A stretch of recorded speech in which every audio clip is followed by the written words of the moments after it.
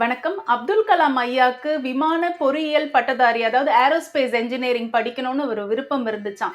அதனால அவர் என்ன பண்ணாருங்களாம், சென்னையில போயிட்டு எம்ஐடில தன்னுடைய விண்ணப்பத்த குடுத்தாருங்களாம். எம்ஐடினா மெட்ராஸ் இன்ஸ்டிடியூட் ஆஃப் டெக்னாலஜி. ஒரு கட்டு மரத்தை வச்சு அவங்களுடைய வாழ்க்கைய ஓட்டுனவருடைய மகனுக்கு எம்ஐடில அட்மிஷன் கிடைச்சது பெரிய விஷயம். அது ஒரு சிறப்பான விஷயம். ஆனா கலாம் ஐயாக்கு சந்தோஷமே இல்லைங்களாம். எதனாலன்னா, அந்த எம்ஐடியுடைய காலேஜ் ஃபீஸ் ரூ. 1200 கட்டினாதான் அவரால அங்க படிக்க முடியுங்களாம். அவர்கிட்ட சுத்தமா பணமே இல்லையாம். அப்போ அவருக்கு தெய்வமா வந்து உதவுனது அவருடைய அக்கா அசிம் ஜோரா. கலாம் ஐயாவுடைய சகோதரி அசிம் ஜோரா என்ன பண்ணாங்கன்னா, அவங்க கழுத்துல இருந்த தங்கச்சங்கிலியை எடுத்து, அவங்க கையில இருந்த வளையல்களை எடுத்து ஐயா கிட்ட குடுத்தாங்களாம்.